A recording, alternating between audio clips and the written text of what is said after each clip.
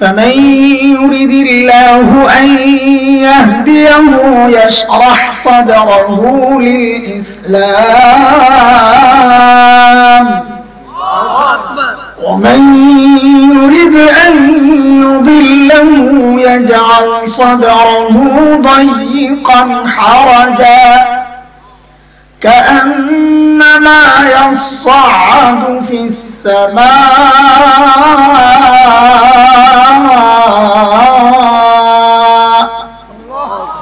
كذلك يجعل الله الرجس على الذين لا يؤمنون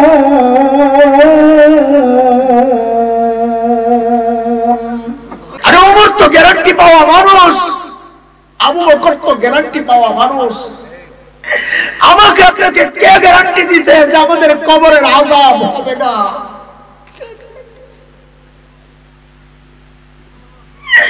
কে guarantee দিয়েছে আমাদের কবরের আযাব হবে না?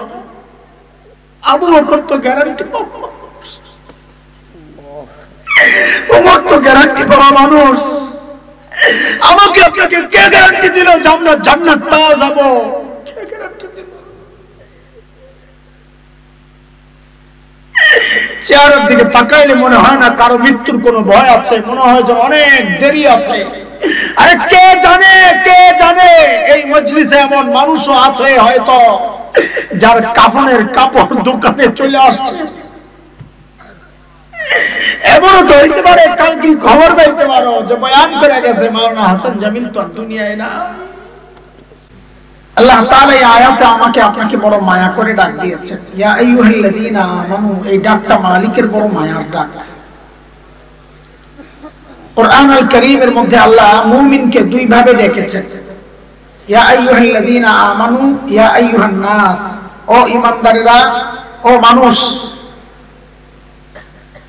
হযরত মুফতি শফি রাহমাতুল্লাহি আলাইহি বলেন, এই দুই ডাকের মধ্যে অনেক পার্থক্য। কি পার্থক্য? বলে আমরা আমাদের সন্তানদেরকে ডাকার ক্ষেত্রেও এই পার্থক্য করি। আমরা আমাদের সন্তানদেরকে কখনো নাম ধরে ডাকি, যেমন বলে আব্দুল্লাহ, তো সন্তান বুঝে বাবা হয়তো রেগে আছেন, ডাকের নমুনা ভালো না। কিন্তু কখনো কখনো বাবা সন্তানকে ডাকেন, বাবা আর সন্তানের যে সম্পর্ক, ওই সম্পর্ক ধরে ডাকেন। যেমন বলেন আব্বু, তখন সন্তান বুঝে যে বাবা আমাকে মায়া করে ডাক দিয়েছে। ঠিক আল্লাহ সুবহানাহু ওয়া তাআলা কখনো কখনো ডাক দেন ইয়া আইয়ুহান নাস, ও মানুষ। যেন আল্লাহ তাআলা নাম ধরে ডাক দিলেন। হয়তো আল্লাহ রেগে আছেন, কিন্তু যখন আল্লাহর সাথে বান্দার যে সম্পর্ক, ঈমানের সম্পর্ক, ওই সম্পর্ক ধরে যখন ডাক দিয়ে বলেন ইয়া আইয়ুহাল্লাযীনা আমানু, ও ঈমানদারেরা, তখন বুঝে নেওয়া যে আল্লাহ তাআলা আমাকে আপনাকে বড় মায়া করে ডাক দিয়েছে। আমি যে আয়াতে কারিমা তিলাওয়াত করেছি, এই আয়াতে আল্লাহ বড় মায়া করে ডাক দিয়ে বলছেন ইয়া আইয়ুহাল্লাযীনা আমানুত্তাকুল্লাহ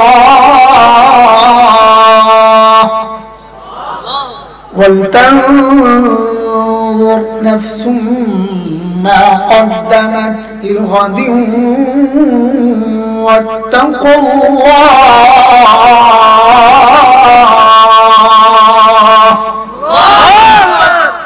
দুইটা হুকুম করেছেন আল্লাহ তাআলা, ও ঈমানদারেরা আল্লাহকে ভয় করো। এটা এক হুকুম, এই বিষয়ে আমি কথা বলবো না। দ্বিতীয় হুকুম আল্লাহ করছেন ওয়াল তানজুর নাফসুম মা কদ্দামাত লিগাদ। প্রত্যেকটা মানুষের উচিত তার আখিরাত নিয়ে চিন্তা করা, যে আমি আমার মালিকের সামনে কি পেশ করব। দাঁড়াইতে তো হবেই, সবাইকেই মালিকের সামনে দাঁড়াইতে হবে। তো পেশ করব কি, আমার পুঁজি কি, কামাই কি, আমল কি, এই চিন্তাটা প্রত্যেকের করা উচিত। শুধু মুরিদরা করবে পীর সাহেব বাদ, মুসল্লিরা করবে ইমাম সাহেব বাদ, সাধারণ মানুষ করবে উলামায়ে কেরাম বাদ, শ্রোতারা করবে বক্তা বাদ। বিষয়টা এমন না। আল্লাহ বলেন প্রত্যেকের করা উচিত যে আমি আমার মালিকের সামনে কি পেশ করব। আখিরাতের ফিকির করা। বলে ফিকির করি বলেই তো এই মজলিসে আসছি, তাই না? না জিলাপি আছে, সিন্নি, তোবারক, খিচুড়ি কিচ্ছু নাই। আরে পোড়া কপাল জাতি। আখিরাতের ফিকিরে আসছে আমরা, কিন্তু দোস্ত আমাদের আখিরাতের ফিকির গুলো যথাযথ হচ্ছে কিনা, যথার্থ হচ্ছে কিনা, যেমন দরকার যতটুকু দরকার ঠিক তেমন হচ্ছে কিনা, না ঘাটতি আছে, কেমনে বুঝবো? তো আল্লাহ সুবহানাহু ওয়া তাআলা হযরত সাহাবায়ে কেরাম রিদওয়ানুল্লাহি আলাইহিম আজমাইনদেরকে আমাদের মডেল বানাইছেন, নমুনা, যে তুমি তোমার ঈমানকে সাহাবীদের ঈমানের সাথে মিলায়া দেখো, যদি মিলে যায় তো ওই ঈমান ঠিক আছে, আর যদি না মিলে তো ভেজাল আছে, ঠিক করে নাও। কার কথা? কথা তো বলে আল্লাহ। মালিক বলতেছেন فَإِنْ آمَنُوا بِمِثْلِ مَا آمَنْتُمْ بِهِ فَقَدِ اهْتَدَوْا وَإِنْ تَوَلَّوْا فَإِنَّمَا هُمْ فِي شِقَاقٍ।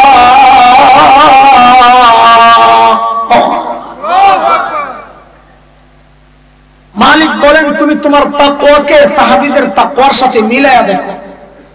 বলে কেন মিলাবো? তো আল্লাহ বলেন কারণ সাহাবীদের তাকওয়ার পরীক্ষা আমি নিয়েছি, ওই পরীক্ষায় তারা পাস।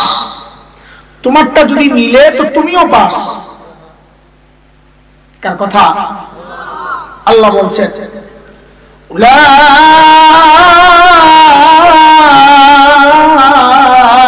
উলাইকাল্লাযীনা ইমতাহানাল্লাহু কুলুবাহুম লিত্তাকওয়া লাহুম মাগফিরাতুন ওয়া আজরুন আযীম।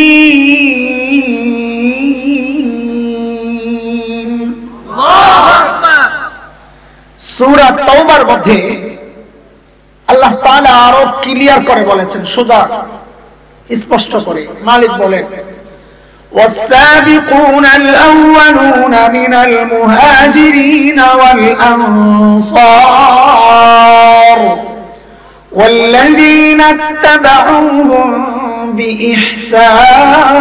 بإحسان رضي الله عنهم ورضوا عنه وأعد لهم جنات تجري تحتها الأنهار خالدين فيها أبدا ذلك الفوز العظيم।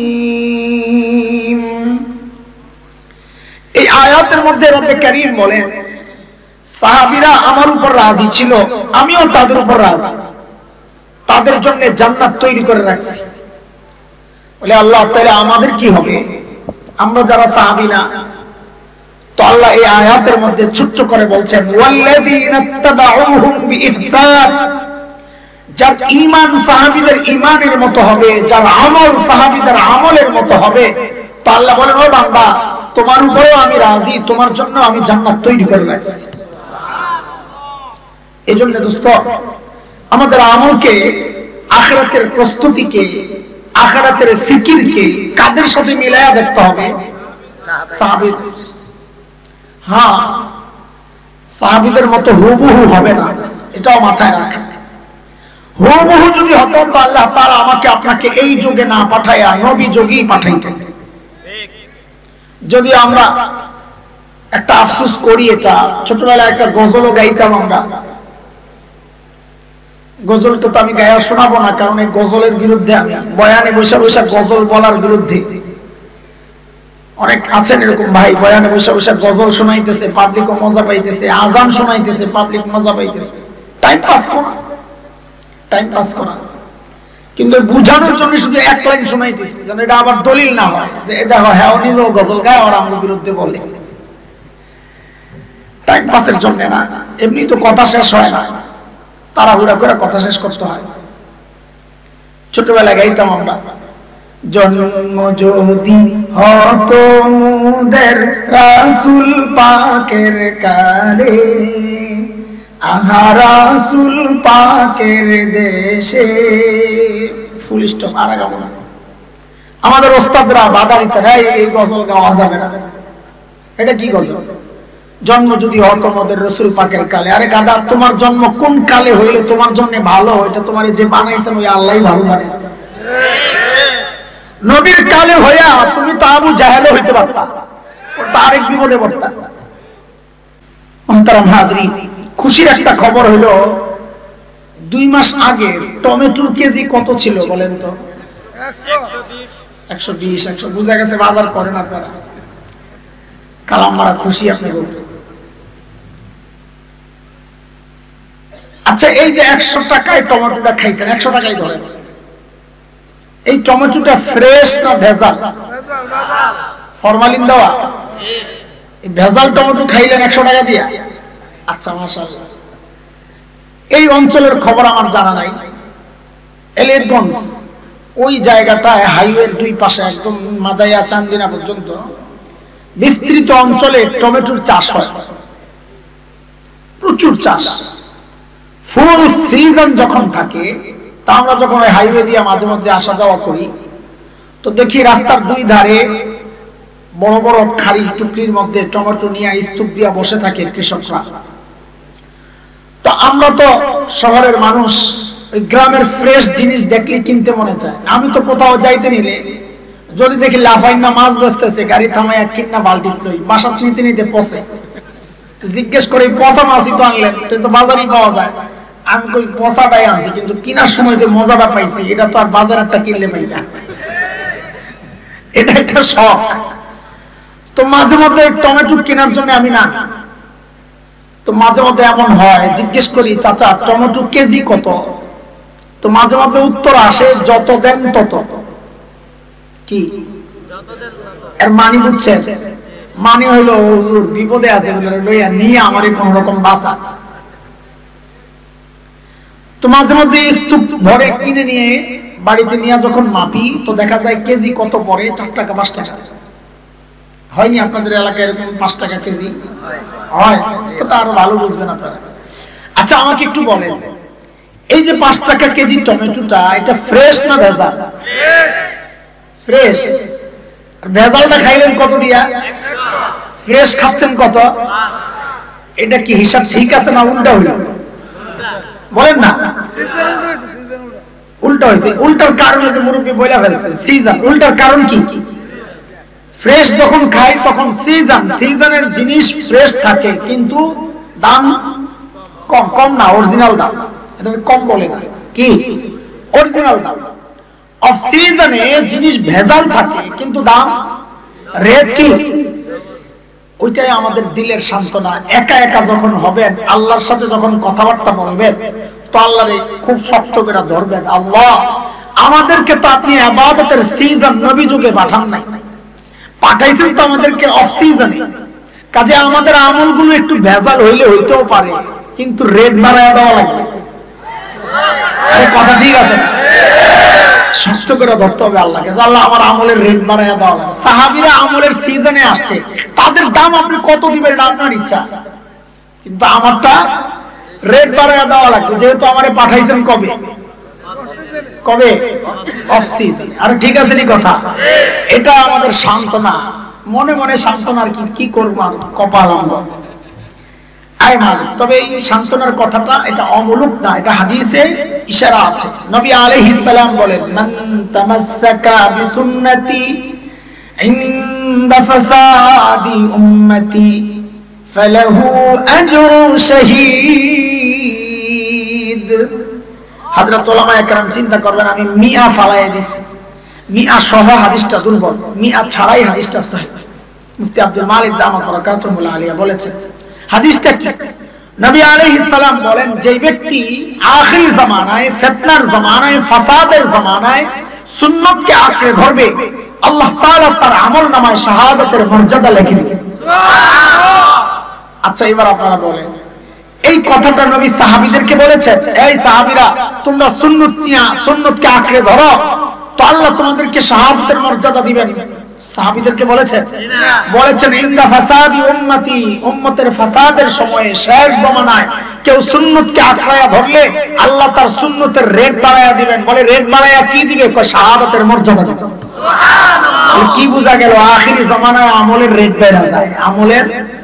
আরে কথা ঠিক আছে না আমার? সাহাবীদের সাথে আমাদের আমলের মৌলিক পার্থক্য কোন জায়গায়? মৌলিক পার্থক্যটা দেখেন, এই যুগের বাচ্চারা লেখাপড়াও করে, খেলাধুলাও করে। আমরা লেখাপড়াও করেছি, খেলাধুলাও করেছি, করি নাই যে তারা খেলছি। পার্থক্য কোন জায়গায়? পার্থক্য হচ্ছে আমরা খেলাধুলার লেখাপড়ার ফাঁকে ফাঁকে খেলাধুলা করছি, আর এখনকার বাচ্চারা খেলাধুলার ফাঁকে ফাঁকে লেখাপড়া করে। ঠিক আছে নি কথা? ঠিক সাহাবীদের সাথে আমাদের পার্থক্যের মূল পয়েন্ট এটা। সাহাবীরাও দুনিয়ার কাজ করেছেন, বকরি চড়াইছেন, কৃষি কাজ করেছেন, ব্যবসা করেছেন, আখিরাতের কাজও করেছেন। আমরা যারা নিজেদেরকে দিনদার ভাবি, আমরা দুনিয়ার কাজও করি, আখিরাতের কাজও করি। পার্থক্য কোন জায়গায়? পার্থক্য হচ্ছে হযরতে সাহাবায়ে কেরাম আখিরাতের কাজের ফাঁকে ফাঁকে দুনিয়ার কাজ করছেন, আর আমরা দুনিয়ার কাজের ফাঁকে ফাঁকে আখিরাতের কাজ করছি। এই গ্যাপটাকে যত কমানো যাবে, হাসরে সাহাবীদের তত কাছাকাছি থাকতে পারবে। দুনিয়ায় যত দূরত্ব তৈরি হবে সাহাবীদের সাথে, হাসরেও সাহাবীদের থেকে আমাদের অবস্থান তত দূরে থাকবে। এই জন্য দোস্ত, আল্লাহ তাআলা আমাদেরকে বলেন যে তুমি তোমার আমলকে সাহাবীদের আমলের সাথে মিলায়া দেখো, ঈমানকে মিলায়া দেখো, তাকওয়াকে মিলায়া দেখো। যদি না মিলে কাছাকাছি আসার চেষ্টা করো। এই জন্য বলি দোস্ত, আপনি আযানের আগে দুরূদ শরীফ পড়বেন কি পড়বেন না এটা আপনার ব্যাপার, কিন্তু আলেম হিসাবে আমাদের অনুরোধ, আপনার এই আমলকে আপনি সাহাবীদের আমলের সাথে মিলায়া দেখেন। যদি মিলে তো করেন, না মিললে ছাড়েন। আপনি দুরূদ শরীফ বসে পড়বেন না দাঁড়ায়া, শুয়ে পড়বেন না লাফায়া। আরে ভাই, মিষ্টি আপনার, জিলাপি আপনার, প্রোগ্রাম আপনার, আমি বলার কি? তবে আলেম হিসাবে অনুরোধ তো করতে পারি, আপনি আপনার এই আমলকে সাহাবীদের আমলের সাথে মিলায়া দেখেন। যদি সাহাবীদের আমলের সাথে মিলে তো করেন, না মিললে ছাড়েন। মিল্লা গেলে আমারও দাওয়াত দিয়েন, জিলাপি আমি কেন মিস করব? আরে ওই মিলাদে অংশগ্রহণ করলে জিলাপি একটা আমার ভাগেও তো পড়বো না, পড়তো না? না দিতেন না? দিবেন। তবে আমি যাব, শর্ত হইলো এই আমলকে সাহাবীদের আমলের সাথে মিলাইয়া দেখাইতে হবে, তাইলে যাবো, নাইলে জিলাপি খাওয়ার দরকার আমার নাই। হায় আল্লাহ। চলেন, হযরত সাহাবায়ে কেরাম আখিরাতের প্রস্তুতি কিভাবে নিয়েছেন, তাদের প্রস্তুতির ধরনটা কেমন ছিল একটু দেখে আসি। কেন নিজেদের জীবনকে ওইরকম বানানোর চেষ্টা করেন, এই মাকসাদ। সাইয়েদনা আবু বকর সিদ্দিক রাদিয়াল্লাহু তাআলা আনহু যখন খলিফা, তো ওনার রাষ্ট্র পরিচালনার ব্যবস্থাপনার একটা অংশ ছিল দরবারে বিধবা অসহায় নারীদের লিস্ট থাকতো। কেন? স্বেচ্ছায় যদি কেউ খিদমত করতে চায়, ওই লিস্টের ঠিকানা ধরে টিক চিহ্ন দিয়া বুক করে চলে যেত, কারণ এটা অনেক সওয়াবের কাজ। নবী আলাইহিস সালাম বলেছেন, যেই ব্যক্তি ইয়েতিম আর বিধবার দায়িত্ব নিবে, ওই ব্যক্তি আর আমি জান্নাতে পাশাপাশি থাকবো। এরকম আঙ্গুল দিয়ে দেখাইছেন, পাশাপাশি থাকবো। বড় আফসোসের কথা, এই যুগের মানুষ অন্য বিধবা অসহায় বৃদ্ধার দায়িত্ব নিবে থাকবে কথা। বহু পোড়া কপাল আছে, নিজের বিধবা মায়েরই খবর হয়। আছেন এরকম দুর্ভাগা এই সমাজ? ঝাড়ু দিয়ে পিটানো দরকার, ঝাড়ু দিয়ে পিটানো দরকার। পিটা তো খাবি কিয়ামতে, হাসরে, কবরে, দুনিয়ায়ও কিছু খাওয়া দরকার। এগুলা যেগুলা মা বাবার খবর লয় না, জালিম জালিম জালিম, অসভ্য। একদিন হযরত ওমর আসছেন, কোন এক বুড়ির ঠিকানা নিয়ে বুড়ির বাড়ির খেদমত করবে। চিন্তা করেন আখিরাতের ফিকির কি ঢুকা ঢুকছে। ওমরের মতো মানুষ আয়েশা একটা নাম নিছেন, নিয়ে চলে গেছেন বুড়ির বাড়িতে পরদিন ফজরের নামাজের পরপর। কখন? ফজরের নামাজ। কারণ সাহাবায়ে কেরাম দিনের কাজ শুরু করতেন ফজরের পরপর। নবী আলাইহিস সালাম যারা সকালে কাজ করেন তাদের জন্য বরকতের দোয়া করেছেন। এজন্য আমরাও কাজ করব, শুরু করব কখন? ফজরের পরপর, ইনশাআল্লাহ বরকত হবে। পরদিন সকাল ফজরের পরপর সাইয়েদনা ওমর ইবনুল খাত্তাব বুড়ির বাড়ির দরজা নক করে বলে, মারে আপনার ঘরের কাজগুলো করার জন্য আমি ওমর ইবনুল খাত্তাব হাজির। বুড়ি ভেতর থেকে জবাব দেন, বাবারে প্রতিদিন যে আল্লাহর বান্দা আমার ঘরের কাজগুলো করেন, তিনি ইতিমধ্যে ওই কাজ করে চলে গেছেন। ফজরের পর যায় হযরত ওমর কাজ পায় না, তার মানে কাজটা ফজরের আগেই সম্পাদন হয়েছে। হযরত ওমর চিন্তা করলেন তাইলে আমাকে আরো আগে আসা লাগবে। ওই চিন্তায় সাইয়েদনা ওমর ফজরের আযানের ওয়াক্তে বুড়ির বাড়ির দরজা নক করে বলে, মারে আপনার ঘরের কাজগুলো করার জন্য আমি ওমর ইবনুল খাত্তাব হাজির। আজকেও বুড়ি জবাব দিচ্ছেন, বাবারে প্রতিদিন যে আল্লাহর বান্দা আমার ঘরের কাজগুলো করেন, তিনি ইতিমধ্যেই ওই কাজ করে চলে গেছেন। হযরত ওমর চিন্তা করলেন আমাকে আরো আগে আসা লাগবে। ওই চিন্তায় হযরত ওমর পরদিন তাহাজ্জুদের ওয়াক্ত বুড়ির বাড়ির দরজা নক করে বলে, মারে আপনার ঘরের কাজগুলো করার জন্য আমি ওমর ইবনুল খাত্তাব হাজির। হযরত ওমরকে অবাক করে বুড়ি আজকেও জবাব দিচ্ছেন, বাবারে প্রতিদিন যে আল্লাহর বান্দা আমার ঘরের কাজগুলো করে, তিনি ইতিমধ্যেই ওই কাজ করে চলে গেছেন। এই কখন তাহাজ্জুদের ওয়াক্ত চিনেননি আপনারা? কখন? 2টা 3টা 4টা, এক একজন এক একটা বলবে। ঠিক আছে, কথা ঠিক আছে। আমার কাছে একটা ডিজিটাল ব্যাখ্যা আছে তাহাজ্জুদের ওয়াক্তের। সেটা হলো এই যুগের পোলাপান ফেসবুক ইউটিউব বন্ধ করে যখন ঘুমাইতে যায়, ওটা হলো তাহাজ্জুদের ওয়াক্ত। এত করে সবচেয়ে বিপদে আছে রাত্রে যারা চুরি করতো ওই চোরারা। এগো মার্কেট বড় খারাপ। যেই ঘরেই যায় রাতে যায় জানালার চিপা দিয়া দরজার চিপা দিয়া দেখে ওই যে শিন কাটতো নি আগে কাটেনি এলাকায় নিচে দিয়ে মাটি গাইতে ঢুকে, তো আগে তো চেক করে লয় লোকজন ঘুমাইছে কিনা। যেই না চেক করতে যায় যায় দেখে ভিতরে কোনো না কোনো আল্লাহর বান্দা আসমানের দিকে মুনাজাত দিয়ে হইয়া দিছে। আরে কথা কর ঠিক আছে? আয় মালিক গজব আসবো না কেন আল্লাহ। এইবার হযরত ওমরের টনক নড়ছে, কিরে এত রাতে কে কাজ করতে আসে? আমার কাজের দরকার নাই, আগে বুজুর্গ বাইর করা লাগবে। কে আল্লাহর বান্দা? পরদিন এশার নামাজের পর সাইয়েদনা ওমর ইবনুল খাত্তাব বুড়ির বাড়ির দরজার সামনে এক ঝোপের আড়ালে চুপচাপ বসে আছেন, অপেক্ষা দেখবেন কে কাজ করার জন্য আসে। হযরত ওমর লক্ষ্য করলেন গভীর রাতে এক আল্লাহর বান্দা খালি পায়ে পা টিপে টিপে চোরের মতো বুড়ির বাড়ির দিকে আগাইতেছে। সুবহানাল্লাহ। হযরত ওমর রেডি আসেন, দেখি কে আপনি? যেই না কাছে আসছে ওমর দাঁড়ায় গেছে। এই কে আপনি? বাপ রে, ওমরের আওয়াজ, রাতও গভীর, মানুষটাও একা। আমি যদি এরকম কোন সিচুয়েশনে পড়তাম, হঠাৎ যদি আমার সামনে কেউ দাঁড়ায় বলতো এই কে, আমি তো কাপড় চোপড় নষ্ট করে ফেলতাম। হযরত ওমরের আওয়াজে ওই ব্যক্তি ভয় পাবেন থাক দূরের কথা, উল্টা হযরত ওমর যাকে দেখলেন নিজেই চমকায়া গেছেন। দেখেন ইনি আর কেউ না, খলিফাতুল মুসলিমিন আবু বকর সিদ্দিক রাদিয়াল্লাহু তাআলা। সুবহানাল্লাহ। ওমর তো অবাক হয়ে গেছেন, আবু বকর আপনি? পায়ের দিকে তাকায়া দেখে জুতা নাই, খালি পায়ে কেন?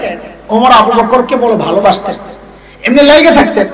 লাগে মানে আমার ক্ষমতা লাগা লাগি না, ওই লাগা মানে কাটছে আমলকে বেশি করতে পারে ওই লাগা। ধরছে আবু বকর, এটা কি খালি পায়ে কেন আপনি? আয় ইসলামী শাসন ব্যবস্থার সৌন্দর্য। হযরত আবু বকর জবাব দেন, ওমর জুতা পরলে চটচট আওয়াজ হয়, আরে যদি মানুষের ঘুম নষ্ট হয়। রাষ্ট্রপ্রধান জনগণের ঘুম নষ্ট হবে এই জন্য রাতে জুতা খুলে হাঁটতেছে। আরে ঘুম তো দূরের কথা, জানের তো নিরাপত্তা নাই। কোন জামানায় বাস করি, এই যে কথাটা ঠিক বলতে অনেকের কলজা ছিঁড়া যেত, আল্লাহ কোন বিপদে জানি পড়ি, আল্লাহ জানে। ঠিকও বলতে রাজি না, আরে কথা কও দেখছনি, ওই ঠিকও বাইরে হয় না ঠিক মতো। কি এক জামানা আইলো রে ভাই। হযরত ওমর ধরছেন, আবু বকর ঠিক আছে বুঝলাম, বলেন আপনি কেন আসছেন?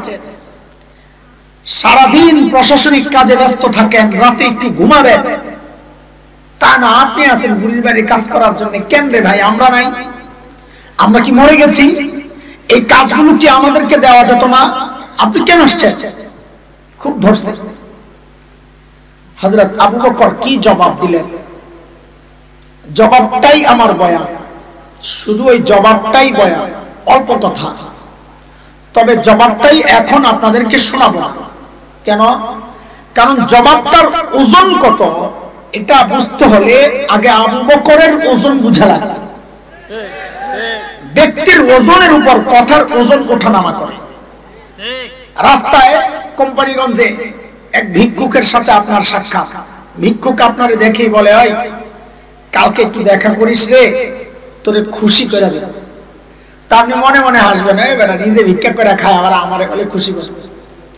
কিন্তু সেম কথাটা যদি আমাদের এমপি সাহেব বলতেন, এমপি সাহেব যদি বলতেন, এই কালকে একটু দেখা করিস তোরে খুশি করে দিব, তখনও কি উপহাসের হাসি হাসতেন না আশাবাদী হতেন? কেন? কথা তো একটাই, বলে ওই যে ব্যক্তির ওজন বেড়ে গেছে তো কথারও ওজন বেড়ে গেছে। আবু বকরের ওজন কত, মর্যাদা কত, কত বড় মানুষ ছিলেন আবু বকর। একদিন আম্মা জান আয়েশা রাদিয়াল্লাহু তাআলা আনহা মদিনার স্বচ্ছ পরিষ্কার আকাশের দিকে তাকিয়ে তাকিয়ে দেখেন লক্ষ লক্ষ নক্ষত্র দেখা যায়। আম্মা জানের মনে একটা কৌতূহল, জিজ্ঞাসা। নবীকে এসে জিজ্ঞেস করেন, ইয়া রাসূলুল্লাহ, ওই যে লক্ষ লক্ষ নক্ষত্র দেখা যায়, ওগো আল্লাহর হাবিব, আপনার উম্মতের মধ্যে এমন কেউ কি আছে যার আমলের পরিমাণ ওই নক্ষত্রের চেয়ে বেশি? কেউ কি আছেন ইয়া রাসূলুল্লাহ? আল্লাহর হাবিব বলেন, আয়েশা, আছে একজন। কয়জন? আরে বলেন না, একজন। আম্মা জানতো মনে মনে খুশি, জানি তো ওই একজন কে, আমার আব্বাই তো আবু বকরই তো। আর কেউ? ঠিকই তো আছে। বলে, জানলে আবার জিজ্ঞেস করছো কেন? জানোই তো, তো জিজ্ঞেস করছো কেন? ওটা দুনিয়ার সব মেয়েদের স্বভাব, সবাই চায় স্বামীর মুখ দিয়ে একটু বাবার বাড়ির প্রশংসা শুনতে। আর ঠিক নেই? একদিন খালি বদনাম করে দেখেন, এক সপ্তাহ তরকারি মজা হয় না। কথা ঠিক নেই? এটাও তো ডরা যে ঠিক করে আবার ঘরে গিয়ে কোন বিপদে পড়ে। আরে বলবেন আমি বলছি নাকি, কত মানুষ আসছিল। এইবার বলেন ঠিক কিনা? খুব খুশি না যে হুজুর রে দিয়ে আজকে সাইজ করতেছি, আমি তো কিছু কইতারি না। গাদা সাইজ তোমারে করা হয়েছে, তুমি টের পাও না কেন? কারণ তার মা বাবার প্রশংসা করলে তার খুশি লাগে, ভালো লাগে, বদনাম করলে কষ্ট লাগে। সন্তান হিসাবে এটাই তো হওয়ার কথা। পোড়া কপাল, হতভাগা, দুর্ভাগা, অসভ্য তো তুই বেটা। এই বউ যখন তোর মা বাবার বদনাম তোর কানে ঢুকায়, তখন তোর কষ্ট লাগে না, বরং বউয়ের কথায় যাইয়া মা বাবার সাথে খারাপ আচরণ করস। অসভ্য তো তুই, বেটি তো ঠিকই আছে। আসি গেছে। আল্লাহ রাসূল বলেন, আয়েশা, আছে একজন। তা আম্মা জানে তো আশা আমার আব্বা। আল্লাহর হাবিব বলেন, আয়েশা, আমার যে উম্মতের আমল ওই নক্ষত্রের চেয়ে বেশি, সে হচ্ছে উমর ইবনুল খাত্তাব। এখন অবস্থা রাখি, একা তো নিজের বাপের নাম বলে নাই নবী, আবার বলছে কার নাম? সতীনের বাপের নাম। বাপরে বাপ! মেয়েদের এই বিষয়টা বড় কঠিন। যেই হোক, আম্মা জান হোক না, সতীনের কষ্ট এটা সব মেয়ের ভিতরে যায়। খালি ঘরে যায় কন্যা, যার একটা বিয়ে করলে কেমন হয়, দেন দৌড়ানি কারে করে, এইটা সহ্য করা যায় না। আম্মা জানের চেহারা তো একদম মলিন হয়ে গেছে। নবী আলাইহিস সালাম তো চেহারা দেখে বুঝছেন আয়েশার ভিতরে গন্ডগোল চলতেছে। মানুষের ভিতর তো চেহারা দেখলেই বোঝা যায়। ইংরেজিতে বলে না, face is the index of mind. মানুষের ভিতরে কি কাজ করে এটা তার চেহারায় প্রকাশ পায়। আল্লাহর হাবিব তো আম্মা জানের চেহারা দেখে বুঝছেন ভিতরে গন্ডগোল চলতেছে। তো আল্লাহ রাসূল সান্ত্বনা দিচ্ছেন, আয়েশা, তুমি ভেবেছিলা তোমার বাবার নাম বলবো, তাই না? আরে আয়েশা, শুনো শুনো, তোমার বাবা আবু বকরের হিসাবটাই তো আলাদা। এটা সবার সাথে মিলায়ও না। আমার গোটা উম্মতের আমল যদি এক পাল্লায় করা হয়, আর একা তোমার বাবা আবু বকরের আমল যদি আরেক পাল্লায় রাখা হয়, তো তোমার বাবা আবু বকরের আমলের পাল্লা ভারী হয়ে যাবে। আবু বকর তো এত বড় মানুষ। আরে শোনেন না, আমার তো বলতে মনে চায় অনেক। আপনারা তো মাঝে মাঝে আপনার চেহারার দিকে তাকাইলে মনটা খারাপ হয়ে যায়। আরে জিনা যেই কজন আমি তো দেখি সবাই রে, আপনি জিনা তো শুনতেছে কানে, চোখ তো দেখে সবাই রে, আপনি তো বুঝবেন না আমি কারে কারে দেখতেছি। বুঝেননি এটা বুঝেননি?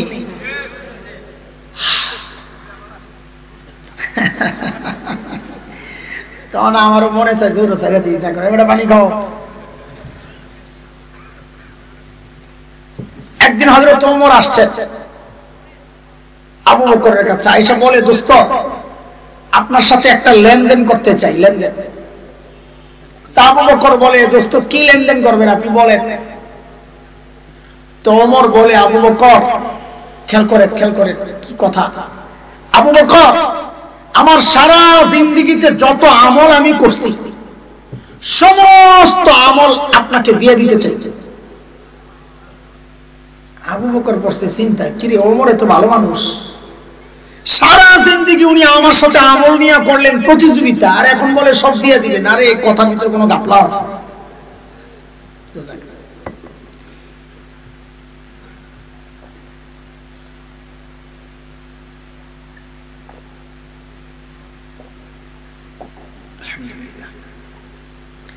আবু বকর মানুষ সরল সোজা কিন্তু ব্যাকল তো না, বুঝেননি কথা? আবু বকর মানুষ কি সরল সোজা কিন্তু এই যে মৌলবী দেখেন না, অনেক পাবলিক আছে ধোঁকা খায়, এবারে মনে করে এরা সরল সোজা। আরে কিছু পাবলিক তো এমন আছে হুজুরের বাচ্চা হয়েছে শুনে কই না লিল্লাহি না হুজুরের বাচ্চা হইল, লা হাওলা ওয়ালা কুওয়াতা ইল্লা বিল্লাহ, হুজুরের বাচ্চা হবে। চিন্তা করছেন মাথায় কি ভূত ঢুকছে? হুজুরের কিচ্ছু চলবে না, মৌলবী করে মনে করে ব্যাকল। মনে রাখেন একটা কথা, যার সিনার মধ্যে কোরআনের ইলম হাদিসের ইলম সে সরল সোজা, ব্যাকল না। আলেমকে যে ব্যাকল মনে করে সে ডাবল ব্যাকল। আমাদের এক বড় মুফাসসির ছিলেন মুফতি আল্লামা মুস্তাফা আল হুসাইনি রাহমাতুল্লাহ আলাইহি, নামটা মনে আছে না আপনাদের? কুমিল্লার মানুষ যদি মুস্তাফা আল হুসাইনকে ভুলে যায় তো মরে যাওয়া দরকার। দেখতে তো মাশাআল্লাহ একেবারে সাদা সিধা, দুনিয়ার কিছু বুঝে না। তো আমাদের ওই হাইওয়ের পাশে এক রেস্টুরেন্টে রাত্রে মাহফিল করে যাওয়ার সময় খাইতে বসছে, খাওয়ার পরে বসে বসে চেটে চুটে খাচ্ছেন সুন্নত তরিকায়। একটা হাড্ডি ছিল লাস্টে বয়া বয়া চাবাইতেছে আস্তে আস্তে। পাশের টেবিলে এক ভদ্রলোক বসে বসে চা খায়। কি খায়?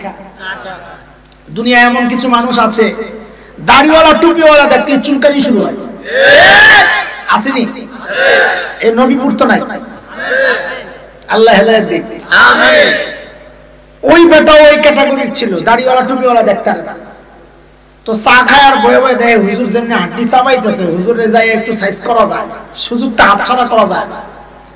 তো চায়ের কাপটা নিয়ে হুজুরের টেবিলের সামনে দাঁড়ায় বলে এক্সকিউজ মি। হুজুর বলে ইয়েস বলেন। বলে একটা কথা জিজ্ঞেস করতে চাচ্ছিলাম। বলে বলেন না। বলে আচ্ছা হুজুর আপনাদের এলাকায় কুত্তায় কি খায়? ওই যে হুজুর যে হাড্ডি চাবাইতেছে খবিসে হুজুরের কুত্তার সাথে তুলনা করছে। হুজুর যে হাড্ডি চাবাইতেছে, হুজুর আপনার এলাকায় কুত্তায় কি খায়? হুজুর তো বুঝছে কি কইতে চাইতেছে। হ্যাঁ তো মনে করছে এই প্রশ্ন করলে হুজুর চোখের পানি নাকের পানি ফালাইতে ফালাইতে কানতে কানতে মনে বেহুশে একাত্তিয়া পড়ে দেবো না। তাই তো টের পায় না যে বিমরুলের বাসায় হাত দিছে।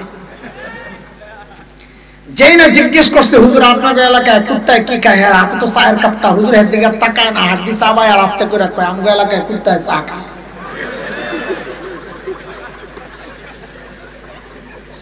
মৌলবীরা ব্যাকল পাইছো না? দারুল দেওবন্দ মাদ্রাসার অন্যতম প্রতিষ্ঠাতা কাসেম নানুতুবি রাহমাতুল্লাহ আলাইহি নাম শুনছেন? জি। ইংরেজ বিরোধী আন্দোলনের অন্যতম সিপাহসালার, যার অঙ্গুলি ইশারায় গোটা ভারতের খালি মুসলমান তো না স্বাধীনতাকামী হিন্দুরা পর্যন্ত উঠে বসে, মহান মানুষ। দেওবন্দ মাদ্রাসার পাশে একটা ছোট্ট মসজিদ আছে, ছাত্তা মসজিদ না, ছাত্তা মসজিদ। হযরত ওই মসজিদে থাকেন। ইংরেজরা টের পায় গ্রেফতার করবে, চারদিক থেকে মসজিদের ঘেরাও করছে। হযরত ভিতরে গেঞ্জি গায়ে দেওয়া, লুঙ্গি পরা, মসজিদ ঝাড়ু দেয়, সাদা সিধা মানুষ মসজিদ ঝাড়ু দেয়। ইংরেজরা ভিতরে ঢুকছে, ঢুকা হযরতরে দেখা এগো পছন্দ হয় না, এরা মনে করছে এটা অন্য কেউ।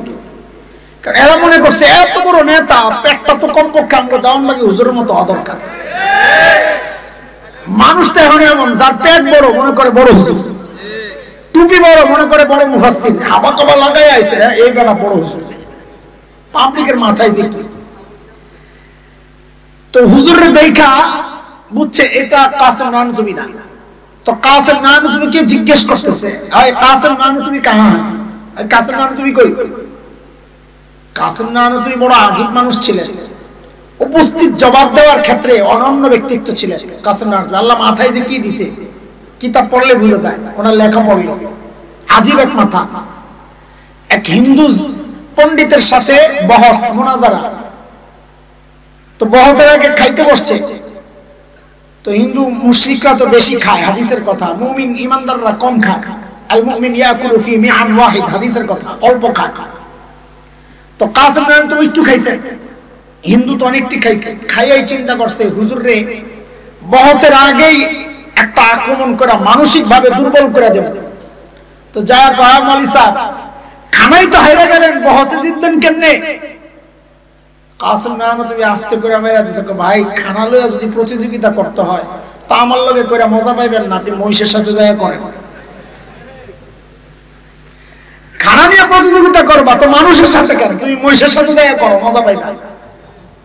কি জবাব? কোনো জবাব নাই, আজীব মাথা আল্লাহ দিছে। তো ইংরেজরা যায় যখন জিজ্ঞেস করছে, আয় কাসেম নানুতুবি কাহা? এখন কাসেম নানুতুবি বল মাই হুঁ, আমি কাসেম নানুতুবি, তো ধরা পড়ে। আর যদি বলেন পাতা নেই, আমি জানি না, তো মিথ্যা কথা হয়। ও মৌলবী ব্যাক করলাম, মনে আসেনি কথা, হেডলাইন মনে রাখো, পরে হারায় যায়।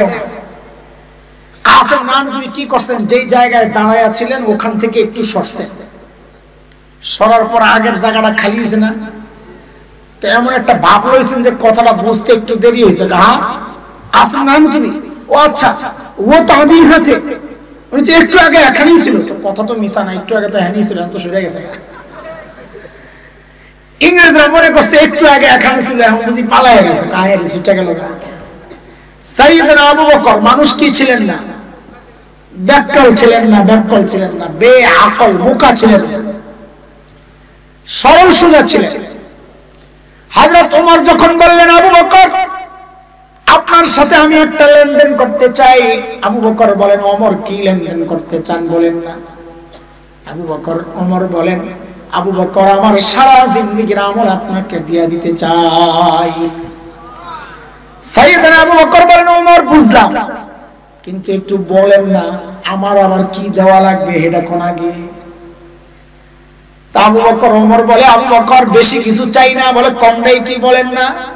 বলে আবু বকর ওই যে হিজরতের সময় নবীর সাথে যে সাউর গুহায় 3 দিন যে ছিলেন আপনি নবীর সাথে, ওই 3 দিন আমাকে দিয়ে দিবেন, আমি আমার সারা জিন্দেগীর আমল আপনাকে দিয়ে দিব। কয়দিন? সাউর গুহা, হিজরতের সময় লুকাইছিলেন যে গুহায়, ওই গুহার 3 দিন আমাকে দিয়ে দেন, আমার সারা জিন্দেগীর আমল আপনাকে দিয়ে দিব। বুঝার বিষয় হচ্ছে সাইয়েদনা ওমর কি বুঝলেন, ওমর যে 3 দিনের দাম আমার সারা জিন্দেগীর আমলের চেয়ে বেশি। কি সেই ওমর বুঝা দরকার একটু। তাইলে তো সাউর গুহায় যাওয়া লাগবে, যাইবেন এই ঠান্ডা দিয়া?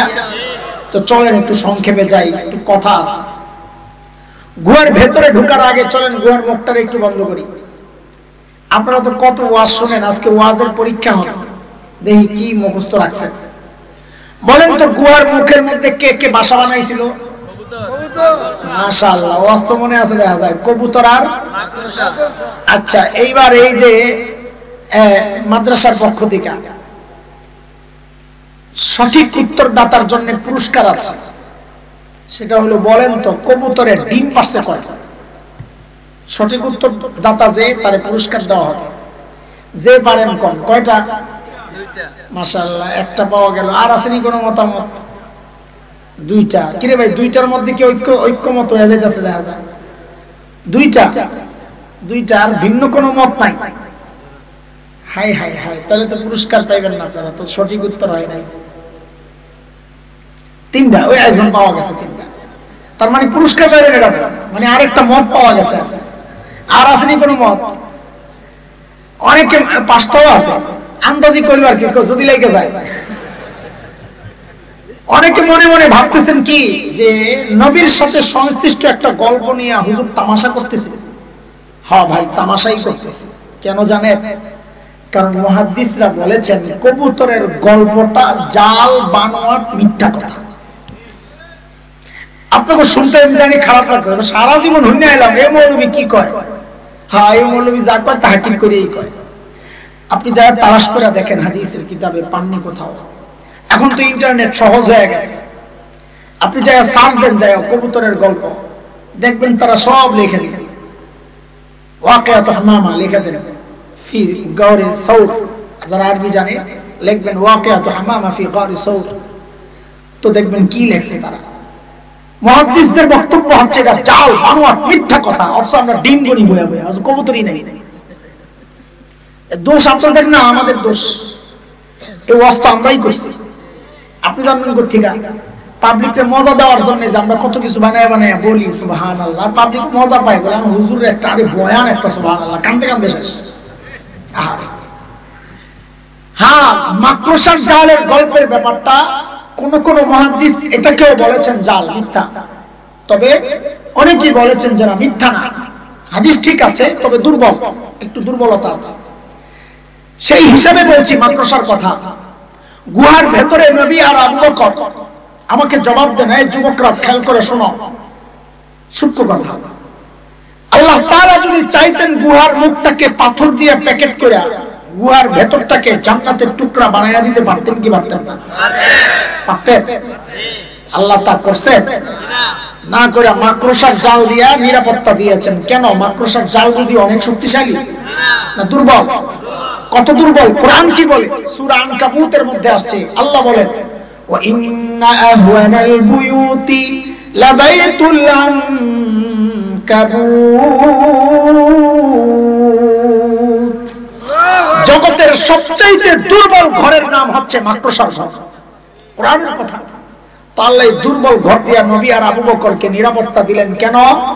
ও মুসলমান শুনো, শুনো, আল্লাহ জগৎবাসীকে দেখায়া দিচ্ছেন, এরে আমার বান্দারা দেখ, আমি যদি আমার দ্বীনকে বাঁচাতে চাই তো আমার লাখো পুলিশ লাগে না, সেনা লাগে না, যুদ্ধ বিমান লাগে না, সাবমেরিন লাগে না, ট্যাঙ্ক কামান লাগে না, পারমাণবিক অস্ত্র লাগে না। আমি আমার দ্বীনকে বাঁচাতে চাইলে আমি মাকড়সার জাল দিয়েই বাঁচাইয়া দিতে পারি। দরকার আবু বকরের ঈমান, দরকার তুমি ঈমান ঠিক করো, তোমার অস্ত্র লাগবে না, আমি অস্ত্র দিব, আমি বাঁচাইয়া দেব, ওয়াদা কার। ছোট্ট একটা ঘটনা শোনাই আপনাদেরকে, ছোট্ট প্রাসঙ্গিক, অপ্রাসঙ্গিক টাইম পাস করার গল্প আমাদের নাই। শেখ উমর মুখতার, লিবিয়ার এই শতাব্দীর বিখ্যাত বীর, বিপ্লবী, স্বাধীনতাকামী, দখলদারদের বিরুদ্ধে সশস্ত্র লড়াই করতেছিলেন মুজাহিদ। দখলদাররা সিদ্ধান্ত নিল বম্বিং করে গোটা এলাকা তছনছ করে দিবে। একজন এসে বলতেছে হযরত এলাকা ছাড়ে। বলে কেন? বলে আমাদের কাছে তো বিমান বিধ্বংসী অস্ত্র নাই, আমরা তো সব মারা পড়বো, চলেন পালাই। শেখ ওমর মুখতার এক বিপ্লবী জবাব দিয়েছেন, ঈমানদীপ্ত জবাব। পাল্টো প্রশ্ন করে। কি প্রশ্ন করেছেন? বড় আজীব প্রশ্ন করেছেন। বলে আচ্ছা, ওদের বোমারু বিমানগুলো কি অনেক শক্তিশালী? তো বলে হ্যাঁ, অনেক শক্তিশালী।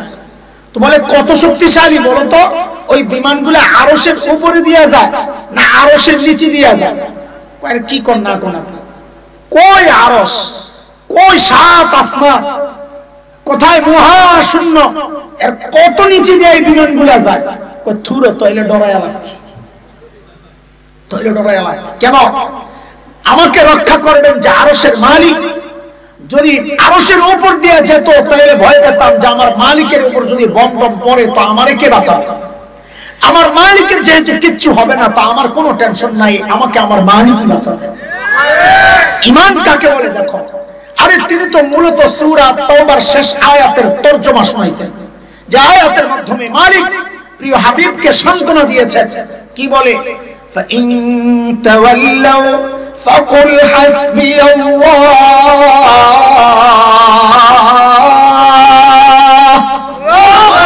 লা ইলাহা ইল্লাহু توكلت وهو رب العرش العظيم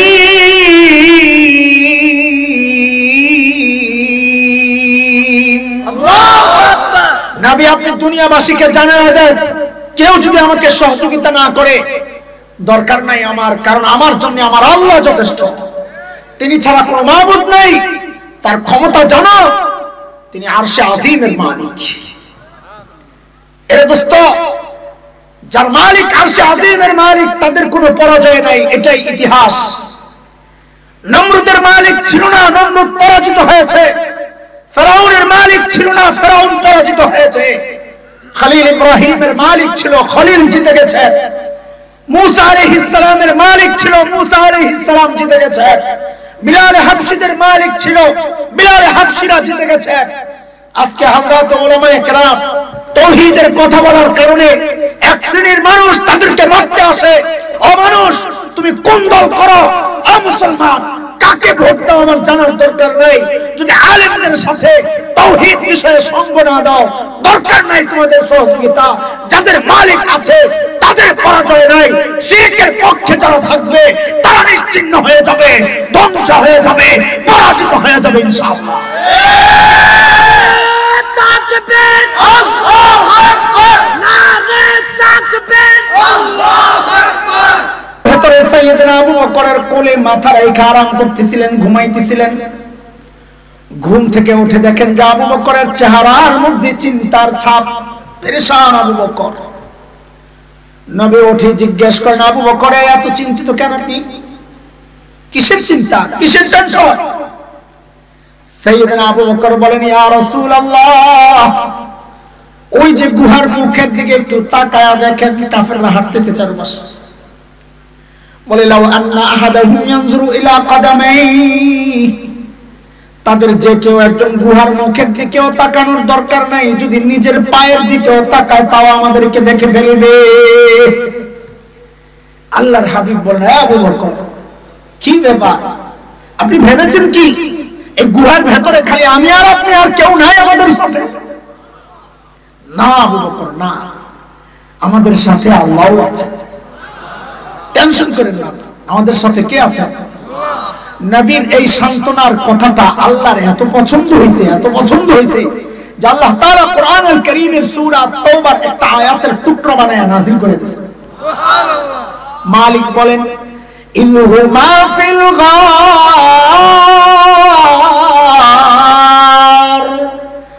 ইয ইয়াকুলু লিসাহিবিহি লা তাহজান ইন্নাল্লাহা মা'ানা।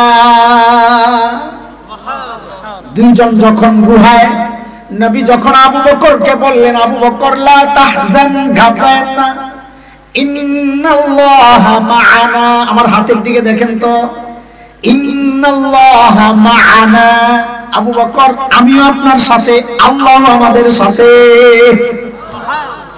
হযরত ওমর বুঝছেন গোমর এই জায়গায় একটু সূক্ষ্ম কথা, মনোযোগ থাকলে বুঝবেন, নাইলে বুঝবেন না। এই টাইমে সূক্ষ্ম কথা বলা ঠিক হইলো কিনা আমি বুঝতেছি না, একটু বুঝলে মজা পাবেন ইনশাআল্লাহ, আলেমে বুঝে যাবে। ওমর খাইছে রে খাইছে, আবু বকর কই চইলা গেল, ধরা ছোঁড়া হয়ে গেল। কেন?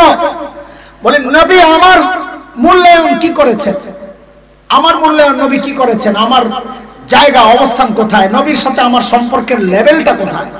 তো এক হাদিসে নবী বলেন, লাউ কানা বাদি নবিয়্যুন লাকানা ওমর, আমার পরে যদি কেউ নবী হতো তো ওমর হতো। আমার না সাথে, কি বলছেন নবী? খেয়াল করেন, খেয়াল করেন, ওমর বুঝছেন কাহিনী। আমার পরে যদি কেউ নবী হতো তো কে হতো? ওমরকে দেখছো সারা জিন্দেগি আমল করে কি পাইলাম? নবী বলেন, ওমর আমি আগে আপনি পরে, আমি আগে আপনি। আর আবু বকর ওই 3 দিন গুহায় থাইকা পাইছে কি? নবী বলেন, আবু বকর আপনি ঘাবড়ায়েন না, আমিও আপনার সাথে, আল্লাহ আপনার সাথে। ওমর বুঝছেন নবীর সাথে আমার সম্পর্কের লেভেল হচ্ছে বাদিয়তের আগে আর পরে। আবু বকর 3 দিন থাইকা সম্পর্কের লেভেল বানাইছে মাআনা, মাইয়াতের পাশাপাশি, সাথে সাথে সাথে। আবু বকর রে কয়, ওমরে ওমর, আবু বকর 3 দিন দেন, 3 দিন দেন, সব লয়ে যান, লোভ দেখাইছে, সব লয়ে যান।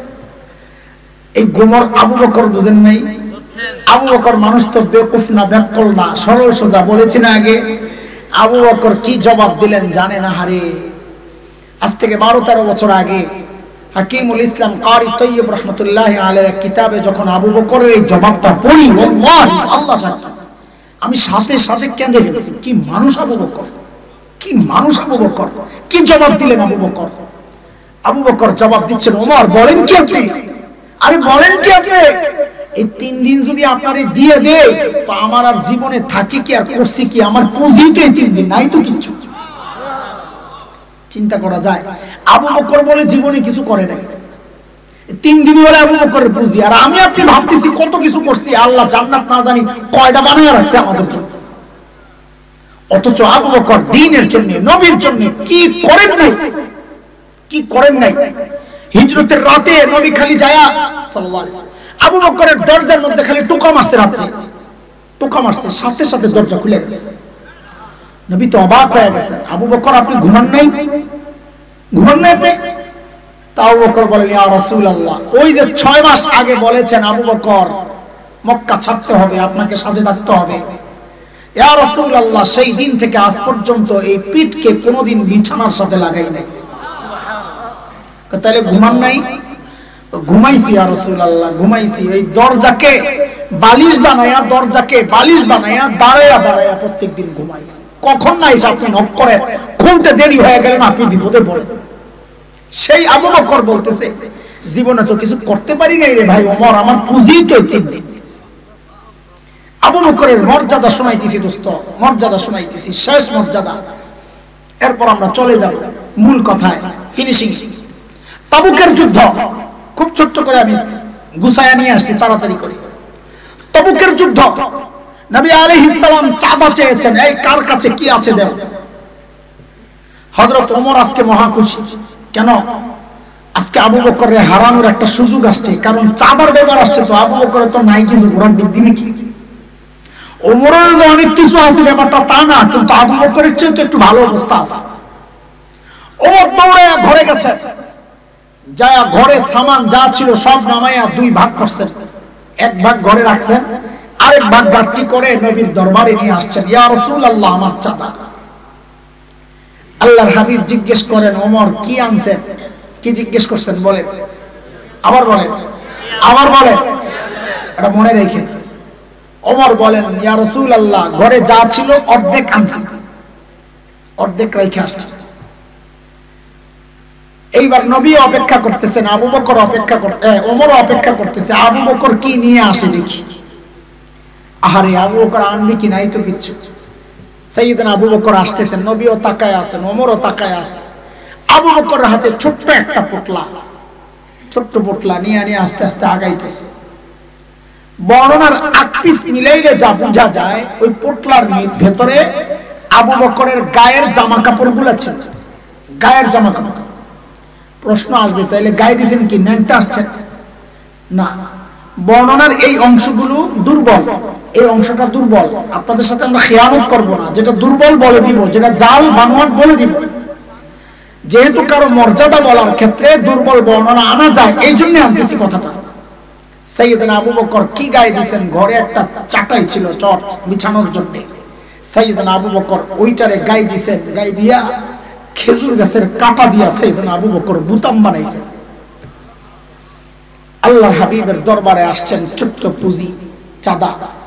নবী জিজ্ঞেস করতেছেন, আবু বকর ঘরে কি রাইখা আসছেন? কি জিজ্ঞেস করছেন? ওমরকে কি জিজ্ঞেস করছিলেন? ওমর কি নিয়ে আসছেন? আবু বকরের বেলায় নবী প্রশ্ন ঘুরাইয়া দিয়েছেন, আবু বকর ঘরে কি রাইখা আসছেন? হযরত ওমর মনে মনে বলে, গেছি, আজকেও হাইরা গেলাম। কেন? নবী আমাকে যা জিজ্ঞেস করছে আবু বকররে ওইটা জিজ্ঞেস করলেই তো আমি জিতি। পোটলা তো আমারটা বড়, একটা ছোট। যদি জিজ্ঞেস করতে আবু বকর কি আনছেন, এই দেখেন না আনছি ছোট পোটলা, আমারটা তো একটু বড় পোটলা। কিন্তু নবী জিজ্ঞেস করলেন ঘরে রাখছেন কি? তা আমি তো অর্ধেক রাইখা আসছি, এই বেড়া কিছু রাইখা আসছে বলে মনে হয় না। আবু বকর কি জবাব দিলেন? কি আনছেন, কি রাইখা আসছেন, কি জবাব দিলেন? আরে দোস্ত, আবু বকরের জবাবটা একটু পরে শুনেন। আবু বকরের ছোট্ট মেয়ে হযরতে আসমার জবাবটা একটু শুনেন। কি পরিবার! আল্লাহু আকবার, কি পরিবার আল্লাহ বানাইছে। ছোট্ট আসমা 8 বছর বয়স। আবু বকর নবীর সাথে হিজরত করে মদিনার পথে, সাথে তো সোনা মুদ্রা টাকা পয়সা যা আছে সব নিয়ে নিছে। আবু বকরের বাবা হযরতে আবু কুহাফা রাদিয়াল্লাহু তাআলা আনহু তখনও মুসলমান হন নাই, তিনি মুসলমান হয়েছেন মক্কা বিজয়ের দিন। আবু বকরের সাথে সম্পর্ক নষ্ট, ছেলে মুসলমান হয়ে গেছে, এই জন্য খোঁজ খবর লয় না। কিন্তু যেই ছেলে চলে গেছে এখন ভিতরে একটু পোড়াইতেছে, ওই যে ঘরে নাতিপুতি আছে, আরে এগুলো তো মনে না খায় মরতেছে, আমার পোলা তো মনে হয় না কিছু রাইখে গেছে। এই জন্য হযরত আবু কুহাফা আসছেন খবর নেওয়ার জন্য যে ঘরে কিছু রাইখে গেছে। তো হযরত আসমাকে ডাক দিয়েছেন, দাদু ভাই ঘরে তো মনে হয় কিচ্ছু নাই, আম্মুকে জিজ্ঞেস করো কি লাগবে। হযরত আসমা জবাব দিচ্ছেন, দাদু ভাই আপনি টেনশন করেন না, দাদু ভাই আপনি টেনশন করেন না, আব্বা যাওয়ার সময় ঘরে যথেষ্ট পরিমাণ রেখে গেছে। আবু কুহাফা চলে গেছে, কিছু দূর যায়া আবু কুহাফার মাথায় এটা ঘুরে ফিরে, আমার ছেলে আবু বকরকে তো আমি চিনি, এ যে লেভেলের পাগল, এই পাগল আবার ঘরে যথেষ্ট পরিমাণ রেখে গেছে, কথাটা কেমন কেমন জানি লাগতেছে। আবু কুহাফা আবার ফেরত আসছে, এসে হযরত আসমাকে জিজ্ঞেস করতেছে, দাদু ভাই একটু বলো না বাবা ঘরে যথেষ্ট পরিমাণ কি রেখে গেছেন, একটু বলো না। তো হযরত আসমা জবাব দেন, দাদু ভাই আব্বা যাওয়ার সময় ঘরে আল্লাহ আর তার রাসূলকে রেখে গেছে। এই ছোট্ট বাচ্চার জবাব যদি এটা হয়, তো বাবা আবু বকরের জবাব কি হইতে পারে? সাইয়েদনা আবু বকর জবাব দেন, ইয়া রাসূলুল্লাহ ওই যে ঘরের বেড়াগুলো খেজুর পাতার বেড়া, ওগো আল্লাহর হাবিব আসার সময় ওই বেড়াগুলারে থাপড়ায়া থাপড়ায়া আসছি, কারণ মাঝে মধ্যে ওই বেড়ার মধ্যে সুই গেঁথে রাখতাম, সুই থাপড়ায়া আসছি যেন একটা সুই পর্যন্ত ঘরে থেকে না যায়, ওই সুইটা যেন আমার কোন মুজাহিদ ভাইয়ের কাজে আসে। ওগো আল্লাহর হাবিব ঘরে আসার সময় একটা সুই পর্যন্ত রেখে আসি নাই, আসার সময় কেবল আল্লাহ আর তার রাসূলকে রেখে আসছি। এই বন্ধুরা আবু বকরের মর্যাদা শুনাইতেছি, শুনেন এরপরের কথা। সাইয়েদনা জিবরাইল আমিন হাজির, সাথে সাথে জিবরাইল হাজির, নবীকে সালাম দিয়ে বলতেছেন, ইয়া রাসূলুল্লাহ আল্লাহ আবু বকরকে সালাম পাঠাইছেন, আর আল্লাহ একটা কথা জানতে চেয়েছেন, আপনি আবু বকরকে জিজ্ঞেস করেন, আল্লাহ জানতে চেয়েছেন। এর বন্ধুরা বলেন তো আমরা ইবাদত করি কাকে খুশি করার জন্য? জোরে বলেন না, কাকে খুশি করার জন্য? আবু বকরের বেলায় আল্লাহ প্রশ্ন ঘুরাইয়া দিয়েছেন, জিবরাইল আমিন জিজ্ঞেস করেন, ইয়া রাসূলুল্লাহ আল্লাহ জানতে চেয়েছেন, আল্লাহ তো আবু বকরের উপর রাজি, আল্লাহ তো আবু বকরের উপর রাজি, আল্লাহ জানতে চেয়েছেন আবু বকর আল্লাহর উপর রাজি কিনা।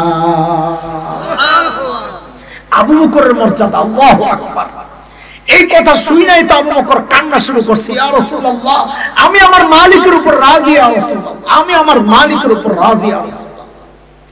এত বড় মানুষ আবু বকর। রিওয়ায়াতে আসছে আবু বকর যখন জান্নাতে যাবে তো জান্নাতের সবগুলো দরজা আবু বকরকে ডাকতে থাকবে, বা আপনি এদিক দিয়ে আসেন না, আপনি এদিক দিয়ে, আমার দিয়ে ঢুকেন না, আপনি আমার দিয়ে ঢুকেন না, সব দরজাই চাইবে আবু বকর যেন তার দিয়ে ঢুকে, সেই দরজা দিয়ে ঢুকে। এত বড় মানুষ আবু বকর। সেই আবু বকর রাতে, গভীর রাতে বুড়ির বাড়ির কাজ করতে গেছে, মনে আছে না আপনার কথা? ওমর যখন ধরলেন, এই আবু বকর আপনি আসছেন কে, আপনি আসছেন কে? তো বলেছিলাম আবু বকর কি জবাব দিলেন, জবাবের ওজনটা বুঝতে হইলে একটু আবু বকরের মর্যাদাটা বুঝাই আসলাম। জবাবটা কি দিয়েছেন, খুব সিম্পল জবাব, কিন্তু জবাবটা যেহেতু দিয়েছেন আবু বকর, এই জন্য জবাবটার ওজন বেড়ে গেছে। আমি আপনি দিলে জবাবটার এত উল্লেখযোগ্য কোনো ব্যাপার বিষয় ছিল না। সাইয়েদনা আবু বকর জবাব দিচ্ছেন, ওমর হ্যাঁ ভাই এই কাজগুলোর জিম্মাদারি আপনাদেরকেও দিলে পারি, কাউকে দিলে পারি। আমি কেন আসছি? কারণ আমি কি আমার আখিরাত কামাই করব না? আমি কি আমার আখিরাত কামাইব না? চিন্তা করা যায় এত বড় মানুষ আবু বকরের আখিরাত কামাইয়ের ফিকির মাথায় কি ঢুকছে। আর আমি আপনি চিন্তা করতেছি কত কিছু করতেছি না জানি। সুবহানাল্লাহ। সাইয়েদনা ওমর শেষ করতেছি, 1-2 মিনিটে শেষ। সাইয়েদনা ওমর এত বড় মানুষ, নবী যার সম্পর্কে বলেছেন ওমর ফিল জান্নাহ, ওমর জান্নাতি।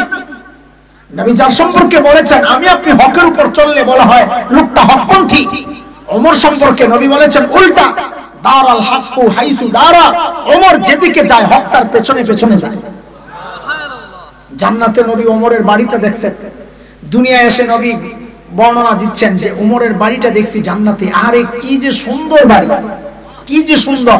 আমার দিল চাইছিল একটু বাড়িটার ভিতরে ঢুকি, কিন্তু ওমরের যে প্রেস্টিজ, ওমর যদি মাইন্ড করে এর জন্য আমি ঢুকি নাই। হযরত ওমর কান্না শুরু করছেন, ইয়া রাসূলুল্লাহ একটু ঢুকলেন না কেন, একটু ঢুকলেন না কেন?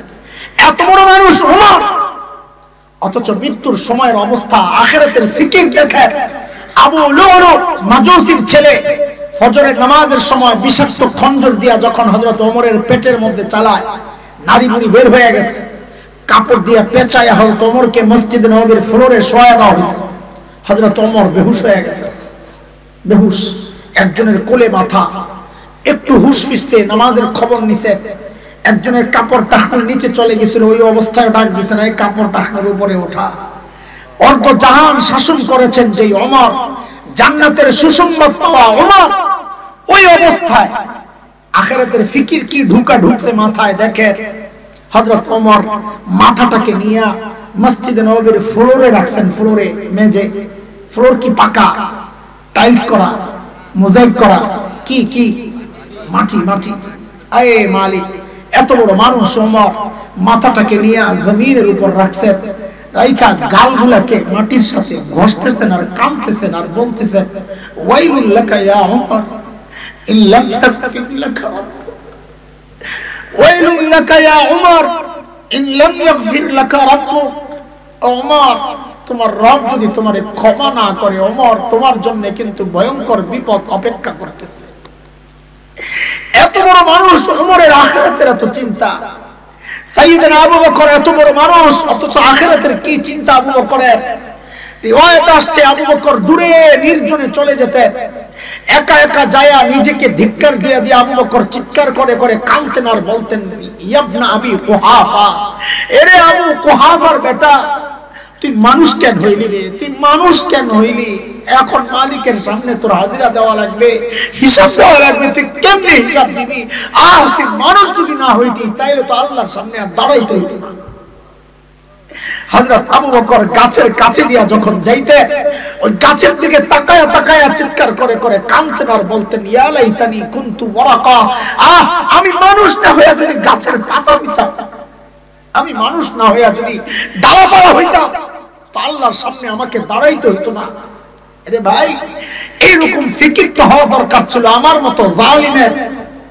অথচ আমাদের কারো চেহারার দিকে তাকাইলে মনে হয় না যে আখিরাতের ফিকির আছে, মৃত্যুর কোনো ভয় আছে। কেন রে ভাই, আমাকে আপনাকে কে গ্যারান্টি দিছে বলেন যে আমাদের মৃত্যু যন্ত্রণা হবে না? কে গ্যারান্টি দিছে বলেন? আরে ওমর তো গ্যারান্টি পাওয়া মানুষ, আবু বকর তো গ্যারান্টি পাওয়া মানুষ। আমাকে আপনাকে কে গ্যারান্টি দিছে যে আমাদের কবরের আযাব হবে না?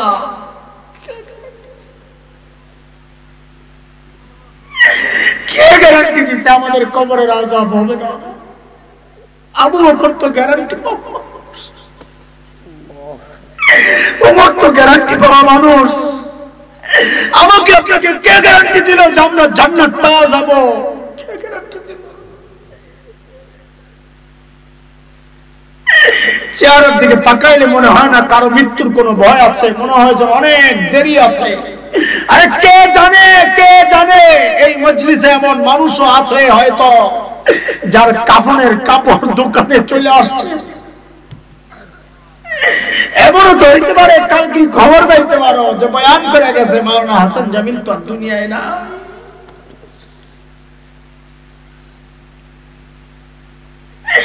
কেন এমন হয়ে গেল বলে? কেন এমন হয়ে গেল? কি বড় জালিম আমরা! আমাদের এই মূল্যবান টাইম গুলো ফেসবুকে একটু পায় ভাগ, ইউটিউব একটু পায়, টেলিভিশন একটু পায়, সিনেমা ওয়ালারা একটু পায়, গায়ক গায়িকা পায়, নায়ক নায়িকা ভাগ পায়, খেলোয়াড়রা ভাগ পায়, সন্তান ভাগ পায়, বিবি ভাগ পায়, বন্ধু বান্ধব ভাগ পায়। ভাগ পায় না কেবল আমার মালিক। মালিককে টাইম দেওয়ার টাইম আমাদের হাতে নাই, সব জায়গায় টাইম দেওয়ার টাইম আমার হাতে আছে। আরে জালিম, ওই গাছটার দিকে তাকায় দেখো, কি মনে হয় গাছটা বুঝি এমনি দাঁড়ায় আছে? আরে না, গাছটা দাঁড়ায় দাঁড়ায় তার মালিকের তাসবিহ পড়ে। কুকুরটা দেখলে তুমি তাড়ায় দাও নিকৃষ্ট প্রাণী মনে কইরা না, আরে তুমি জানো না ওই কুকুরটার রুকুর হালতে তার মালিকের তাসবিহ পড়ে। যে সাপ বিচ্ছুগুলোকে, পোকামাকড় পিঁপড়াগুলোকে পায়ে দিলে মেরে ফেলো, তোমার খবর নাই ওই পোকামাকড় সাপ বিচ্ছুগুলা সিজদার হালতে তার মালিকের তাসবিহ পড়ে। পড়ি না কেবল আমি আর তুমি, আমি আর তুমি, অথচ মালিক সবচেয়ে বেশি নিয়ামত আমাকে আর তোমাকেই দিয়েছে।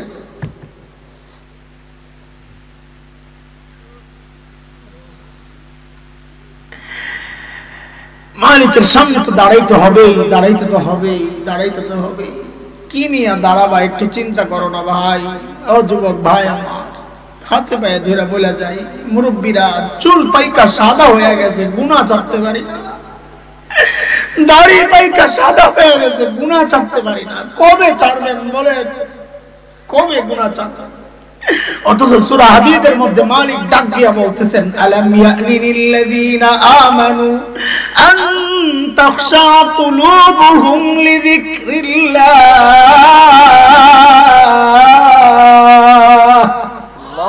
এখনো কি সময় হয় নাই? আল্লাহর ভয়ে কলিজাটা কাঁপা ওঠার সময় কি তোমার হয় নাই? কবে হবে? কবে হবে?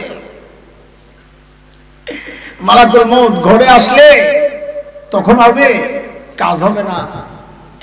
আমলনামা বাম হাতে চলে আসলে তখন কাইন্দাও কাজ হবে না।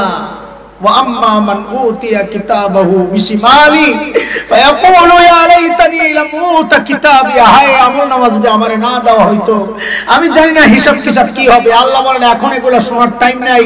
খুযুহু ফাগুল্লু, খুযুহু ফাগুল্লু সুম্মাল জাহিমা সাল্লু, দর টানে হেঁচড়ে নিয়ে আয়, আইরা জাহান্নামে ফালায় বলারে। এখন শোনার টাইম নাই, কান্না শোনার টাইম নাই, চিৎকার শোনার টাইম নাই।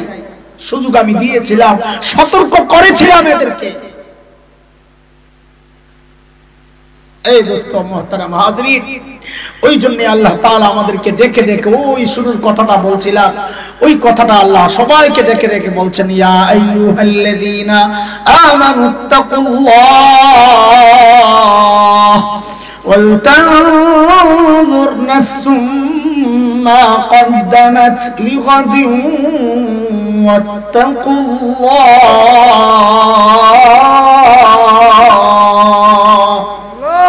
প্রত্যেকটা মানুষের উচিত তার আখিরাত নিয়ে চিন্তা করা, যে হায় আমি আমার মালিকের সামনে কি পেশ করব, আমার পুঁজি আছে কি, চালান আছে কি, আমি কি করছি, কি করছি আমি সবাই জানি, সবাই সবার হালত জানি, আমি আমার হালত জানি, আপনি আপনার হালত জানেন। হালত চাই না, প্রস্তুতি গ্রহণ করেন। এই প্রস্তুতি নেওয়ার জন্যই তো আমাদের এই সুন্দর আয়োজন। মাঝে মধ্যে উলামায়ে কেরাম আপনাদেরকে ডাকেন, মাদ্রাসাওয়ালারা ডাকে। আজকে এই আয়োজন বিশেষ করে আমাদের